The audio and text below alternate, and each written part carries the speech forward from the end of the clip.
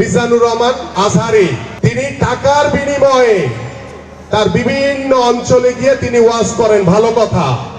কিন্তু টাকার বিনিময়ে আপনি একটি দলকে হেয় প্রতিপন্ন করবেন, একটি দলের পক্ষে আপনি সাফাই গাবেন, এইটা তো বাংলাদেশের মানুষ আপনার কাছ থেকে আশা করে নাই।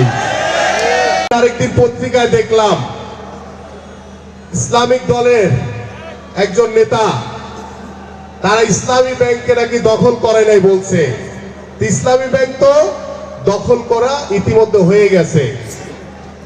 আপনারা দখলের নামে আবার কোনো কিছু হলেই বিএনপি চাঁদাবাজি করছে, দখলদারি করছে। আরে ভাই, আপনি এসব প্রমাণ করে দেখান যে বিএনপি কোথাও চাঁদাবাজি বা দখলদারি করছে। এটা আপনাদের বানানো একটি খেলা, আমরা এটা বুঝি। আমি দৃঢ়ভাবে বলতে চাই,